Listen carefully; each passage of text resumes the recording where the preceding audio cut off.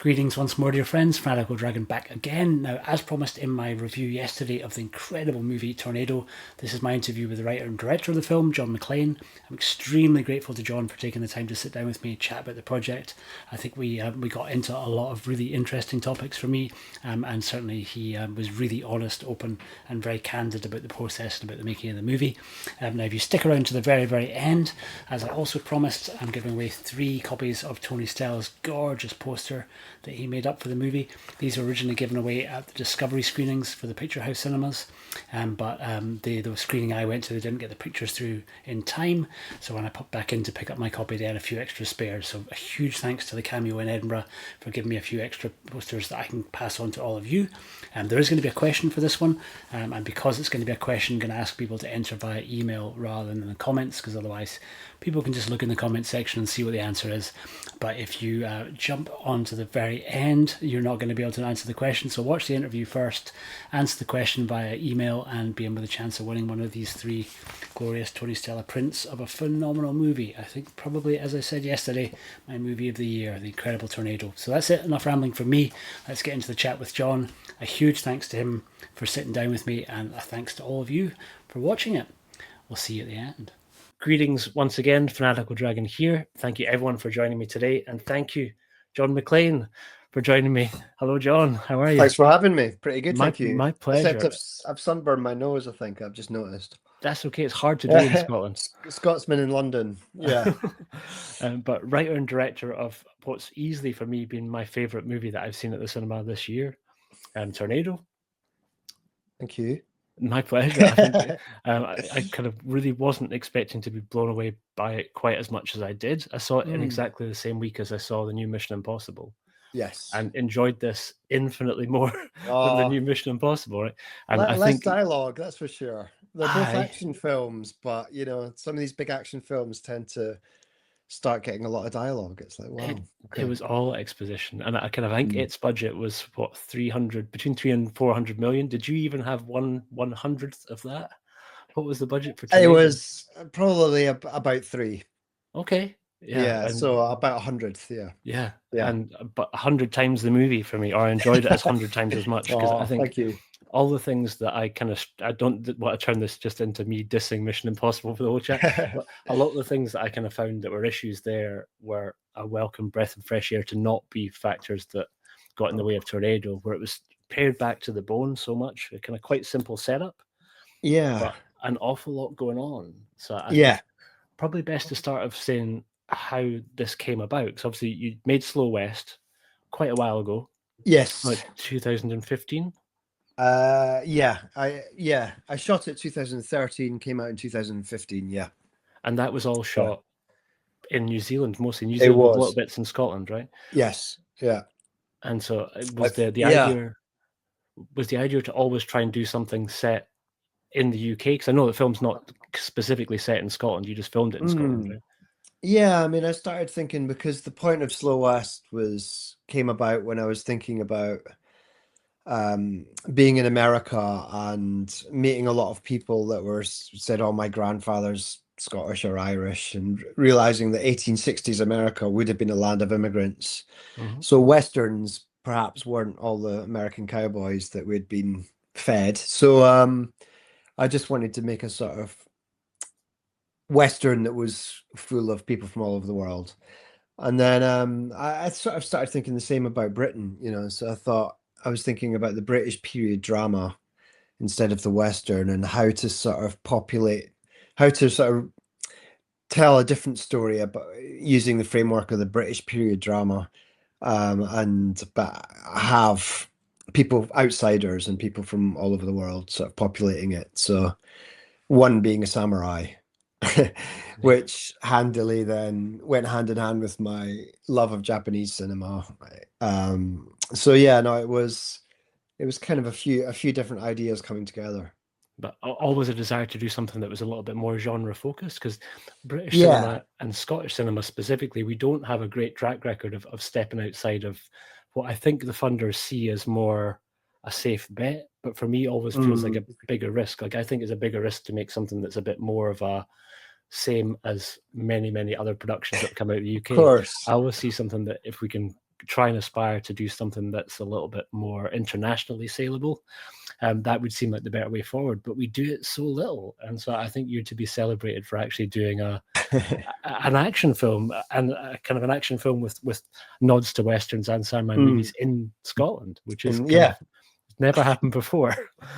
No, I mean there wasn't many sort of direct influences, but I suppose the only small links I could find that would be maybe Straw Dogs, or Mm-hmm. this is a bizarre set of thing, Jamaica Inn, or what was the other one? I thought maybe Barry Lyndon or maybe Robin Hood, but Mm-hmm. few and far between, sort of showing Britain as sort of gangsterish or Western tropes or outsiders. And I always thought, why not? Why shouldn't that exist? It completely should. I mean, Yeah, the last time I can yeah. remember anyone trying anything remotely similar to this, and it's not similar in most of what it ended up being, but Richard Jobson, another musician turned director, Yes. did the Purifiers, but that's probably Okay. 20 years ago now, and that was Yeah. some very post-apocalyptic attempt to try and do a Yeah. martial arts movie in Scotland. Okay. And it's all right. Okay. I I haven't didn't actually quite seen come that, together. but And if you can track it down, do so. But I think yeah. it didn't. I don't think it set the world on fire the way that I think Tornado is doing a lot of a better job at doing. And Well, hmm, did you kind of have any? Was it quite difficult to kind of get the money together for it? Did you get any yes. kickback from people looking at the script and being like, "You want to do this? What here? What?" Yes. Okay. That's why it took 10 years. Okay. Yeah. I mean, I wrote the script 2017 and 18, Okay. after. So, um, I don't know the reasons why, because you don't get told, but it took a long time to get the money. And, I think it took a long time to get the money. It's an unusual project. The star is an unknown, has to be an unknown. So you have to have a sort of an actor that, because finances are very tied into who's in it, and still. And Mhm. so I had to attract a generous actor that wasn't going to be the lead, but a big actor, big enough to get the funding. So a lot went against it. And then also I think the more I read about even Hollywood in the 60s and stuff, films, people forget all films are hard to get the funding for, So the base level of trying to get any money for any funding, any film is difficult. Yeah. Um, And I so would I was say 10 reading, times harder in the you UK as know, well. I was reading about films like The Graduate and um, Bonnie and Clyde and these sort of films taking 5, 6, 7, 8 years to get the funding, So I think, yes, when you're trying out anything that you can't just say, "Oh, this is like Downton Abbey meets something or other," or this is this kind of film. When you can't sort of do that, it's sort of another challenge, I think. Yeah, so I guess it's got to be a But leap of faith for the people putting up the money. yeah, so eventually I'm very happy about, the producers of this and and Tim and Jack Loudon and Scottish Screen, because I'm even more proud that they all said yes to this. Me too, and Yeah. even though I'm not remotely connected to the production, but knowing that it was basically shot on my doorstep gives Yeah. me Where are you right now? I'm in Edinburgh, so Yeah, you're whereabout? basically and we're down in Leith, Yeah. so you shot the other side of the city because it was mostly the Yeah. Pentlands, right, for the It bulk of it. was, yeah. Yeah. Yeah, which Yeah, I is mean 15, 20 minutes outside Edinburgh. yeah, and Yeah. and even where was the house at the quite close to the beginning Yeah, of the the house. Pennycook The house? house. Uh oh, now you're at, yes. I think it was Pennycook Yeah, House. because there's that big estate Yeah. there, and it looked like one of the buildings Yes. from there. Yeah. I was getting confused because we were shooting in Newhall Estate as well, but I think it was Pennycook House there. Yeah. But used Um, so well. And one super geeky question, just because my brain works this way. Did you have to kind of build some bits and pieces inside a studio? Because there's one sequence at the beginning with the floor crumbling.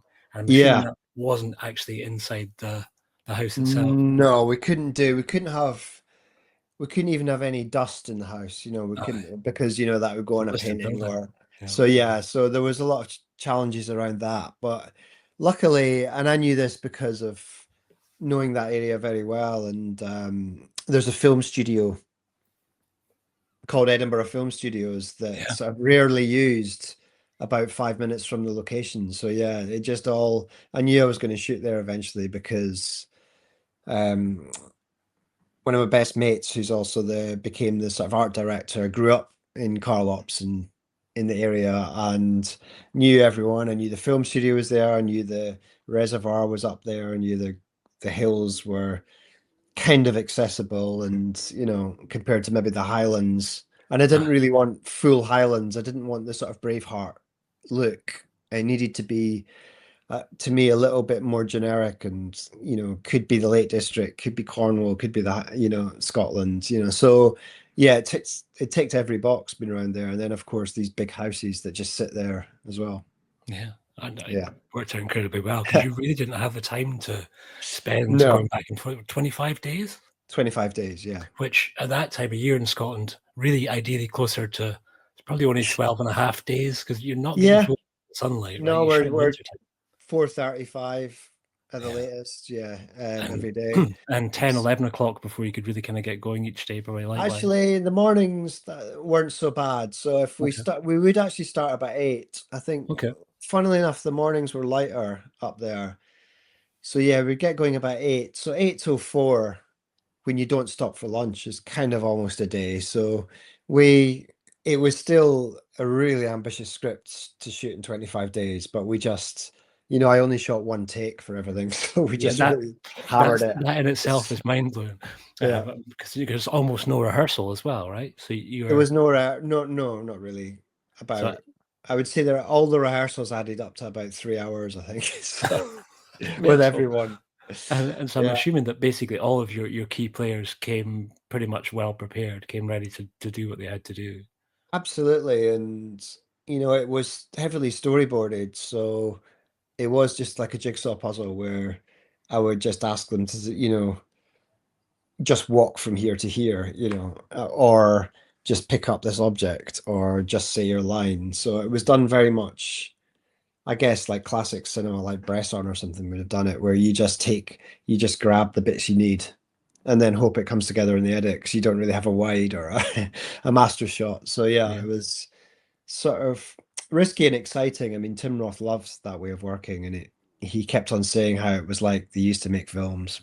So It's the best thing I've seen him do for a long time. He seemed to be yeah, relishing that character. yeah, It's kind of yeah. I think one of his more memorable ones Mm, in the last sort of couple of decades. I think kind of mm, for people who grow up loving what he did with Tarantino, I think yeah, it will scratch that itch because yeah, there's a nastiness to him, but there's a depth yeah, to him, and he's not yeah.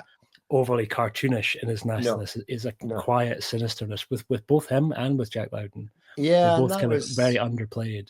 I mean, I don't tell them how to play anything, so that was their decision, and you go with it because you just trust these people that what's the point of having them if you're going to sort of change what they do. So yeah, with most of the actors, I let them, I let them portray the way they want to portray.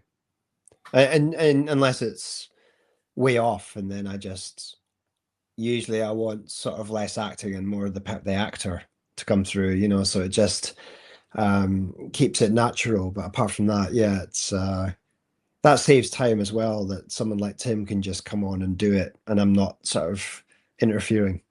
Yeah, that worked really well, and I think also you completely bought the father-daughter relationship Mm, between Koke and Takehiro Hira. yeah. The I'm assuming the two of them didn't get a huge amount of time to prepare, but you bought their dynamic completely. Yeah, I mean, I let them sort of build their fight choreography because they both had been trained in Japan Yeah. with a sword. So we just went to a hotel room in Edinburgh and with a couple of sticks for a few hours, and I even just left and came back because I just wanted to let them sort of bond and work out this fight together that they do at the puppet show. Yeah. So yeah, no, again, it was just super easy. They were both just got it, Yeah. got the style of the film and got the characters. And a couple of really beautiful little touches, which went so kind of did such a great job of building up their character, because at the beginning he mostly speaks to her almost entirely in Japanese, but she, Yeah. for the first little while, kind of refuses to Yeah. respond in Japanese. She's always speaking back to him in Yeah. English. But Yeah. as the film progresses, and I don't want to give any spoilers for people who haven't Yeah. seen it, but as we kind of get to the second and third act, she's starting to embody more and more of his Of spirit and his him. character, and Yes. so she starts speaking Absolutely. more and more Japanese towards the end, Yes. right? Which Yeah. was it's wonderfully done. Really, Yeah. really nice. Again, from that less is more and do don't say kind of school of filmmaking that I thought worked really, really well. Yeah. I mean, it's funny because the less is more, I mean, takes, I think I've noticed one or two reviewers sort of saying, oh, it's not been fleshed out or whatever. But in order to get to that point of not having things said, just takes quite a lot of work, actually, Yeah, so you have to almost, I start with the script and you sort of write, you kind of have to overwrite it, and you've got the exposition and you're working out the characters and you know them all from birth to death, and you can write as much dialogue as you really want. And then it's a case of, okay, now what's really needed, and you know is there anything needed at all dialogue wise? Because if there's not, then take it out. So yeah, it became that, instead of a big conversation around a fire, which I could have done, which would have been her saying to her dad, oh, we've come from Japan and we're now here, and we're performing to these people from this village, and now, and um or her going, I don't want to be Japanese, I want to be yeah. You're British, too stuck in the yeah, past. yeah, Yeah, yeah. It was just a case of, okay, he holds up chopsticks and she goes no and holds up a fork, and he doesn't yeah. say anything. So yeah, that took a long time to get to. So that's all like the hard work in the script. That worked Yeah. really well, and I always think kind of people who are given that sort of criticism, it says more about them than it does about the film, particularly because I mean, you think about someone like John Carpenter's kind of classic era movies. Like, there's almost no backstory to any of the characters in something like Assault on Precinct 13, Of right? Because course not. you Of don't need course it. not. No. It's not big, and Or the in the man with no name doesn't even have a name, far less yeah, a backstory.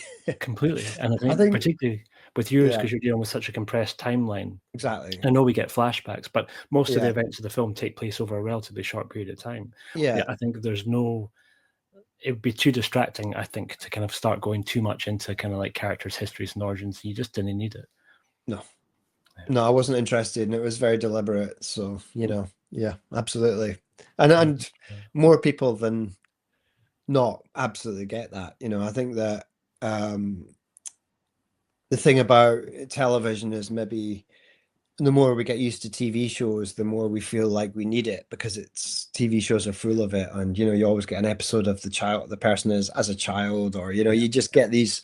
Whereas we have to remember, and we have to look back at some of these older films to realize, wow, just how little information you get sometimes, and how it's a bit of work, but it just comes across me as a more purer end product Yeah, because of it. and more cinematic. I More think cinematic. yeah, Yeah. which kind of why it's so well suited to the big screen. Yeah. Cinematography amazing, and Yeah. reunited you again with Robbie Ryan, and Yeah. I think his work in this is beautiful and insanely. You made the decision to shoot on film, which in this day and Yeah. age is now becoming the rarity. Right, most people are going digital, and Yeah. I think was there a obviously that would have partly played into why you only had one or two takes, because I'm presuming the longer you go, the more Yeah, expensive. I always only shoot one or two takes. I think it was cold. I wouldn't have shot more if we were shooting digital. Even if it was warm, even on Slow West when it was warm and we were shooting digital, I shot one or two takes. Okay, I think interesting. that just, I think, because it's just different ways of making a film and using the time of the day. I think if you could write a different kind of story and spend a long time doing setups and doing take after take after take. But then after 30 days, you end up with, a certain film that might only be able to be filmed in one room or something like that.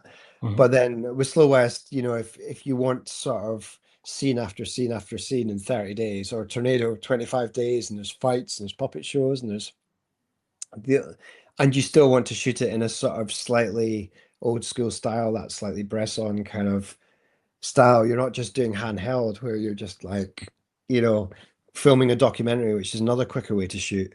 Then you can only do one take. That's the sort of compromise. But I feel like once you've got it, just move on anyway. The act keeps the actors fresh. It keeps everyone on their toes, keeps the speed and the momentum up and the energy up. So yeah, um, but shooting on film, Robbie loves to shoot on film. We were in that kind of location that suited film, and I wanted deep focus, and the sort of quality of the light and having deep focus would have not looked great on digital either. So we just kept on, we were persuaded against it a few times, and we just kept saying, I'm willing to cut other stuff to You get the still want film. to go on film, and I'm guessing Yeah, if you'd also pretty heavily storyboarded beforehand, exactly. Yeah. you weren't finding your scenes on location on the day. You kind of were more just No, I making mean, sure that you got the sequence that you already had in mind. a lot of people I was working with for the first time, you say, "Oh, I'm going to shoot one take," and a lot of people say, "Oh, I'm quick," and then they're not. Mm. So I was just sort of saying to, the AD and the producers, I just start the storyboard, I just shoot one take and I am fast, and Robbie's super fast. And they don't believe you until just you get running, and then they're like, "Oh, okay, you are, okay, we can shoot all." We can put that scene back in the script, that they were unsure if we'd have time for and all that sort of stuff. So yeah, you just have to get going before people realize, wow, that is the speed you're working at. So, Yeah, and same applies to for the puppet show, because the puppet show, like technically pretty complicated, right? Hmm. There's a lot going on there.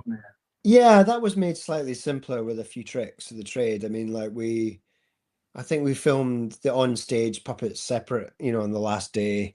Mhm. And even some of the close-ups, I was just grabbing the puppet and making them look around rather than the puppeteers, working it and stuff. So that, you can just that was the fun of it because you can get creative with the close-ups. You can just sort of again, if the puppets were all storyboarded, so you're not I wasn't saying to the puppeteers, I want you to be able to perform this whole play from start to finish, look at the storyboards and Yeah, you just like work these out little how slices. to do it. Yeah. So Yeah. how do you get the sword out of the thing? And it's just like, oh, it's just someone pulling it out of shot. I'm spoiling it all for everyone. I don't know No, what it's fun. the No. magic, but that's the way we sort of approached it. So again, it was just like following the storyboards and getting each bit.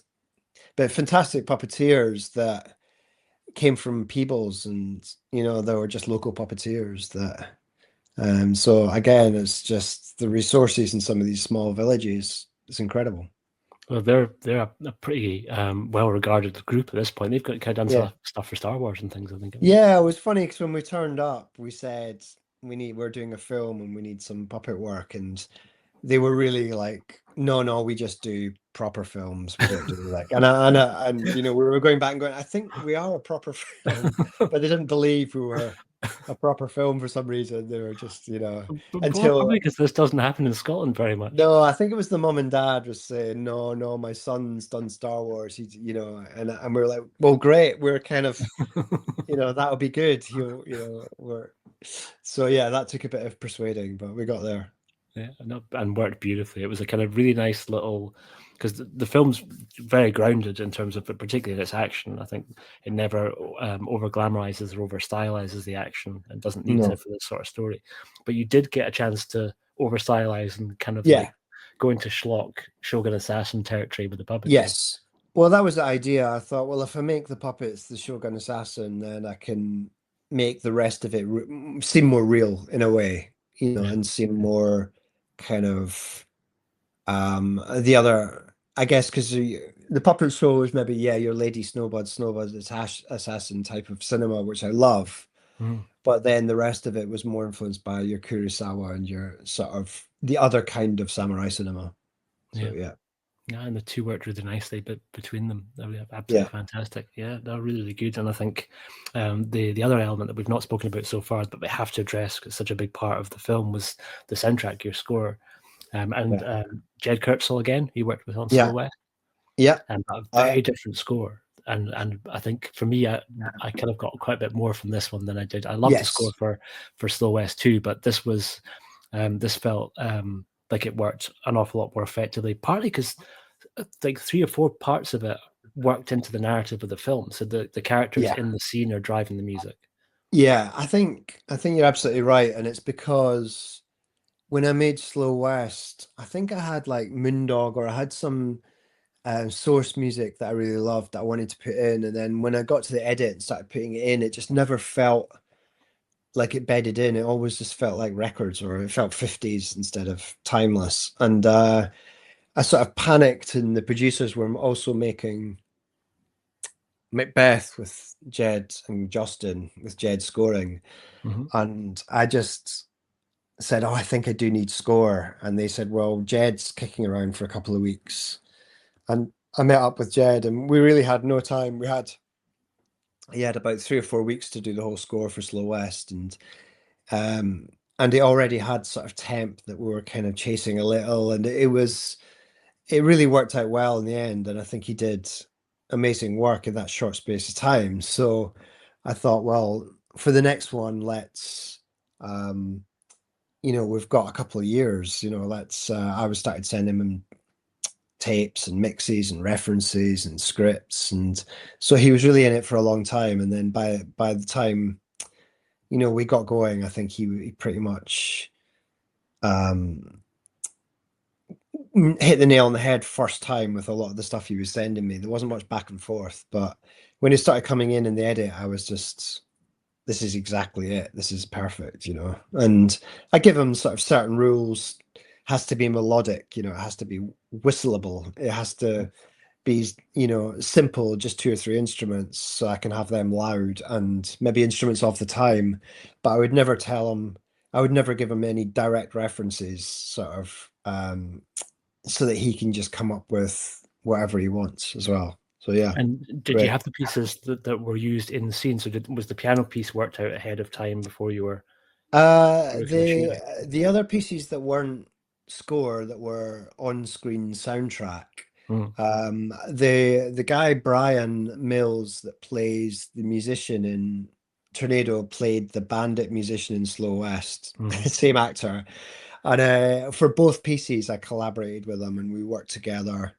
I collaborated more on Slow West because I had some of the lyrics written, for some of that, because they were part of the script. Yeah, And because he then does for that this, around the for fire when he's playing. exactly, Yeah, yeah, yeah, yeah. And then for this one, I just said, look, I need a piano piece and I need an accordion piece. And he just went off and worked on them. And, after 2 or 3 tries, we, got it right. And, and then that meant he could play it on the day. So yeah. yeah, he was, um, so yeah, no, that was great because he's a musician. He's not really an actor. So I think he was in the Divine Comedy and stuff. So he grew up in the music world. So again, that's why I wrote that part for him, to be my Can muse musician. can I get the sense that he might make an appearance in almost every film I that think you that'd be do? good. He's great, and he's got a great face, and Yeah, he's not got the confidence sometimes, because he's not an actor, officially an actor. But Tim was saying, "Oh, Brian, he's great," and so he's sort of. I never have to direct him either. He's someone that's very intuitively just knows what to do. And for this one, it was comic without being playing comedy, yeah, and yeah. tragic without being sort of morose. So but he just sort of understood it, yeah, And he instinctively. made it out of this one a little bit better than he did in Slow West.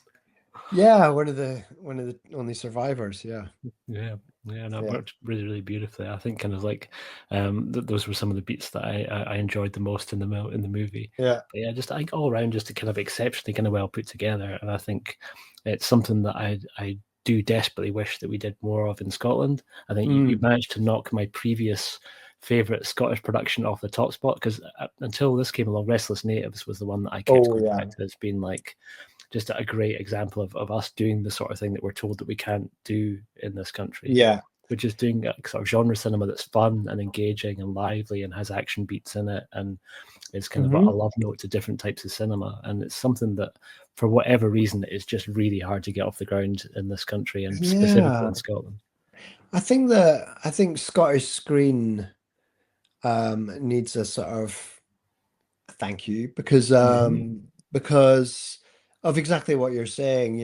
There has been a long time where it's a Glasgow housing estate, or it's a drug problem, or it's a they took one look at this and got them, put them, went straight behind it and was like, you know, so I think they realized too that there's room in Scotland and Britain in general, even for these kind of films. But absolutely, I think I'm influenced by all the way back to Bill Douglas and some of those films that, on one hand, they're art house films and they're sort of still almost Ken Loach social dramas. But on the other hand, I look at them and they are kind of like the Scottish Bresson. There is sort of something very universal and almost action genre about them, because they're not, like I always think of Bresson as being like an action director. There is probably less dialogue in Bresson than there is in Mission Impossible. So they're action films. And so yeah, going back there, and then of course, you've got uh your Gregory's Girl and Local Hero and stuff. So those are the Scottish cinema I kind of um grew up loving. And I think there's maybe something in Slow West and Tornado about a little bit of humor in there that comes from maybe the Bill Forsyth and the cinema. Yeah. Completely, but always kind of very coming from kind of very much of I'm loath to kind of make it a classist thing, but it's more kind of like working class humor. It's the kind of the humor Yeah. of the worker and of the outsider, and I think that's something that we don't often see, and that's why for me it did kind of, I did see quite a few parallels, although they're very different movies. But Restless Natives was another one that was kind of unabashedly about people from not the highest social standing, but who are kind of making their way through life and kind of finding a way to make it work for them in a way that we see a bit in Tornado as well. And I think people just do their best to get by. I think that's what Tornado was focused on, really, is back to what I was saying about British sort of period dramas, but just staying away from those kind of levels of class and trying to do something not just about people that are poor, Dickensian poor, but trying to do something about people that are just lost, or people that are can't fit in cities, so they end up in the countryside, and they're musicians and they're bandits and they're waifs and strays. And so yeah, it was never really meant to be about being poor. It was more about how people find each other, and the musician in a way was just in the wrong gang, and eventually he found his right gang. So kind of find a home with the rest of the performers. yeah, and I often, I felt like that was the sympathy that Tim was putting into him being the father of the bandits, because again, they're a sort of family that have just found each other and they're not bothered whether they're a black African or, that doesn't come into it. They're just people that have found themselves and almost bond because they're all outsiders. Yeah. And I like the fact that although you didn't dive into it too much, but there was a familiarity between him and Joanne Wally's character. Yeah. They knew each other, but we don't really find out how or why, and we don't need to. We just know that their paths have No, crossed before. I think in rural communities at that time, they don't have horses, they don't have cars, people know each other.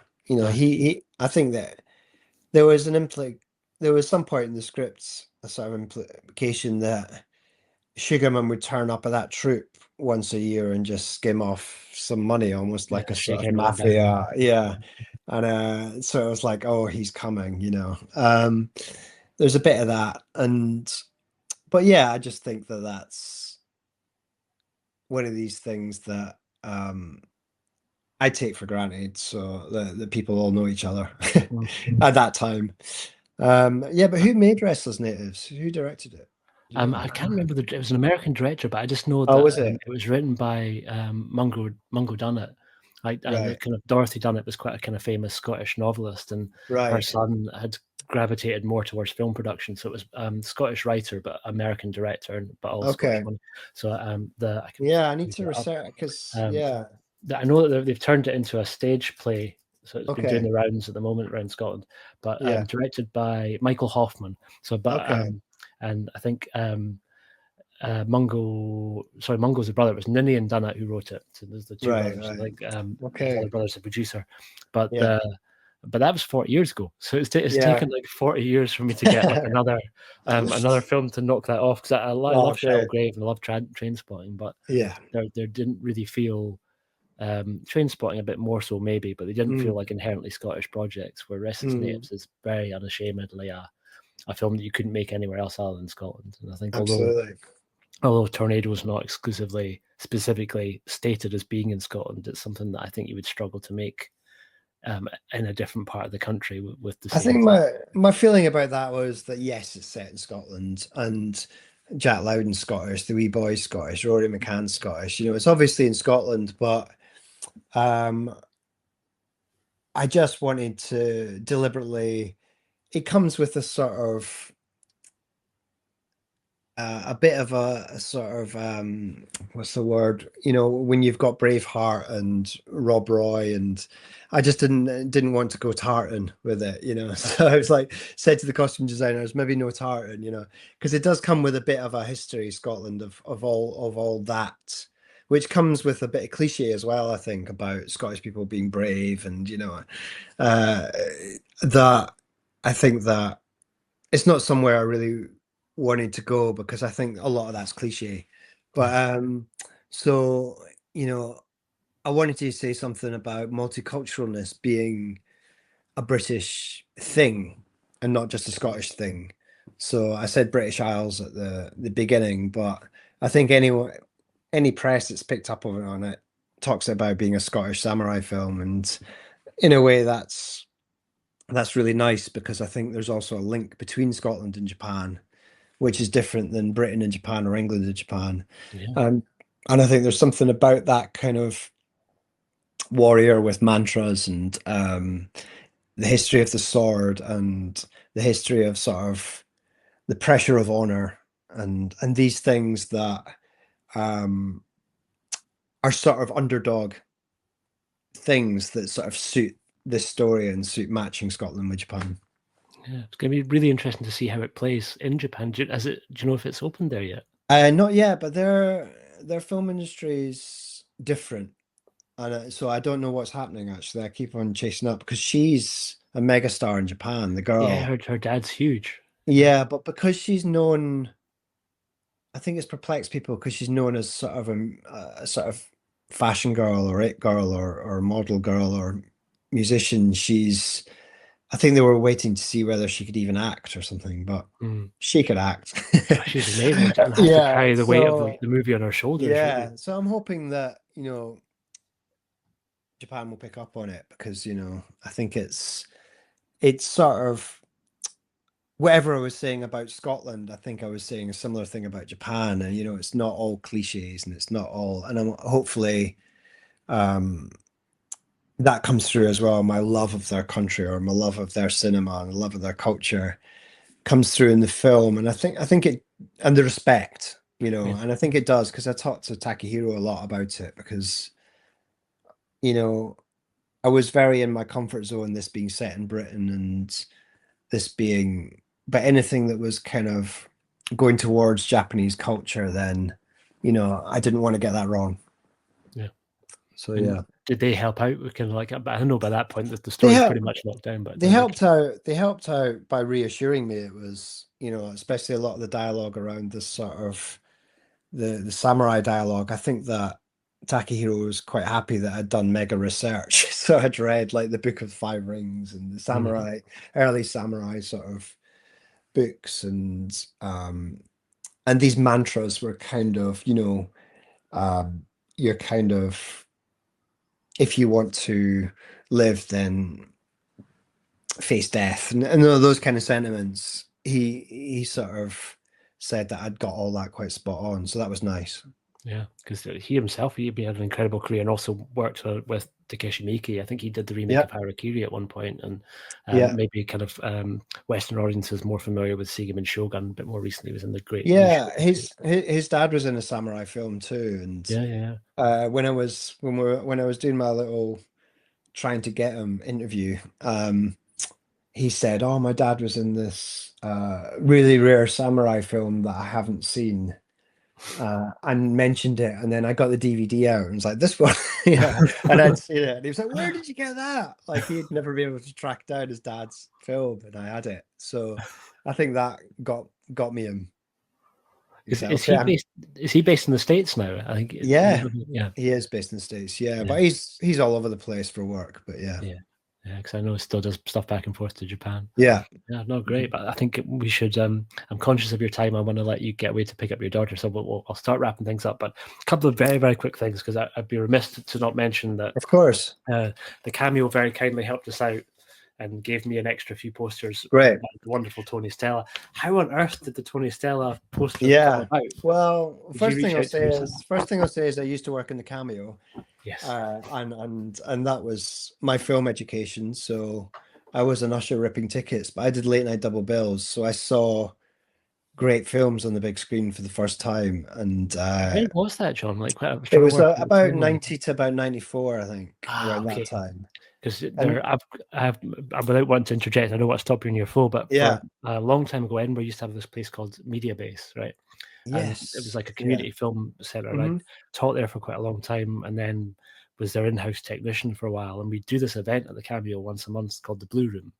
And the whole idea oh, behind it was to, yeah, like, you maybe remember this, but was to show short films and to give yeah, basically I Scottish do filmmakers a remember. chance to see their stuff on the big screen. Yeah, And I used to have to program the reel to get ready for us to project it each, yeah, not on film, we're yeah, projecting from DVD. yeah, yeah, yeah. But I can remember one month us projecting Assessment, the Beat Band music video Oh Assessment, yes, which you made, right? yeah, That was yeah, one of the yeah, ones you directed, and yeah. does have a samurai in it. So it's like this incredible. There's like two Ah, samurai suits in it halfway through there. But yeah, anyway, sorry. So yeah, the Cameo, a wonderful cinema, and that's where I yes, saw the movie for the first yeah, time, and to a sold out yeah. audience, right? I'll get onto the Tony Stella, but I will say there is a Mm, Beta Band samurai music video that I made called Trouble, mm. and you should look it up because it's in the same location as Tornado. So Ah, okay. it's maybe the one that really, Straight in directly. yeah, this is kind of a remake of a Beta Band music video called I'll Trouble. leave a link down to that Yeah, underneath. yeah. Folks can check it out. That's wild. But yeah, Tony I think Stella. that's yeah, Tony Stella basically Robbie Ryan, the cinematographer, saw his work and liked it and said to me, ask Tony to do one, you know. Yeah. And then he contacted Tony and I contacted Tony, and I think Tony got back to Robbie and said, I don't really do revisionist modern samurai, and expecting maybe a bit of schlock or something. Mm. And then Robbie went back, just watch it, and Tony watched it and came back and said, I'll do it. So that was a big compliment for him, you know, and not for money, you know, he was doing, I'll do it, you know. So Yeah. he obviously got the picture, got the film, understood the film, and came back with this poster. So Which is incredible. And I think yeah. I'm not going to keep you back with me announcing details, but if people keep watching to the end, and I'll let you know Mm, on how they can kind of get a chance to enter, and I'll send those ones out. But thank you again yeah. to Picture House and to the Cameo for giving us a few extra copies, because I Mm, think they were giving them out if you went to one of the discovery screenings of the yes. movie. Yeah. And I think but it's worth checking at the cinemas that showed it. So if you've got a Picture House cinema near you, then do check. They might still have a Mm, few copies of the print. But it's yeah. wonderful to see. And I think not enough movies now go back and get nice illustrations made for their films. And I think Yeah. given that there's illustration pretty regularly throughout the movie, there's kind of a couple of really nice kind of Yeah. paintings, one of which you did yourself, right? You did one of the No, I think did I do it? No, there was one by a Glasgow artist called Andrew Cranston, who's a great Glasgow artist. And was that there's the Mount Fiji one that's yes, yeah, and yeah. there's one by a great artist that grew up in Scotland, grew up in Edinburgh, called Peter Doig, now a very Yeah. famous artist. And he did the He he, samurai? he did the samurai poster, Yeah. which is very much based on a film that I love called Sword of Doom, Hmm. which is The if you love Nakadai samurai movie. films, Yeah. I would say that's up there for me. Yeah. Yeah. That's an incredible movie. Oh, John, thank you so much. And think Great. maybe if you don't mind, I might come knocking at your door again if and when the movie Yeah. makes it to physical media, because Yeah. obviously my channel kind of celebrates stuff making its way onto disc. And when that happens, I'd love us to sit down again and try and like spread Yeah. the word when that happens. Thank you. Because I'm already working on it. So Lionsgate are Good. doing DVD and Blu-ray, and there's going to be the music video and Super 8 stuff that I made on that too. So Awesome. yeah, And I beg for a commentary track, please, because that'd be I would love to wonderful. do it. I would love If to they'll do let you it. do one. Yeah, I'm not sure. Yeah, me and And Robbie also, Ryan yes, that'd be would be good. perfect. And try and Yeah, push for Tony's artwork to make it onto the cover would be nice yeah, too. But in a yeah. perfect world, but amazing. But thank you so much, sir. It's been an absolute pleasure. Thanks very much. It's been a pleasure. Thank you. Cheers. No, thanks for doing it. We'll speak again. Okay, folks, hopefully you enjoyed that chat as much as I did having it with John. And as I said at the beginning, I'm going to give away 3 of these prints by Tony Stella, and we'll send these out to folks individually. All you need to do to be in with a chance to win is to let me know whereabouts did John and the crew film the sections when Tornado seeks refuge inside a house. Now, this is a slightly sneaky question because there's 2 potential answers, so I'll accept where the actual location was. I don't just mean the country, I mean where specifically in Scotland did they film that house. And if you want, you can do an extra bonus question or an alternative answer, and you could reference the studio that John mentioned that they used for certain parts of that. Either answer will do, but email me to askthefanaticaldragon@gmail.com. I'll leave that up above my head as well. That's askthefanaticaldragon@gmail.com, and give me your name, your answer, and also be helpful if you gave me your username and then leave a comment saying that you have entered, so I know to look out for your email. You're not going to go onto a spam list. I'm not going to sell you email addresses. I just don't want people to be able to like jump straight to the end, leave a comment, and not actually watch the interview, because I think there's a lot of great stuff in there, and I hopefully you enjoyed watching it. So that's it. Good luck to all of you who enter. I shall make an announcement probably in a couple of weeks' time. We'll see how the entries go, and pick 3 winners from those that successfully email and get the posters sent out to those lucky people. And again, thank you to the Cameo Cinema, to Picture House Cinemas, for giving me the extra prints to pass on to you. And get out and see Tornado if you haven't had a chance already. I will see you on the next one. Take care.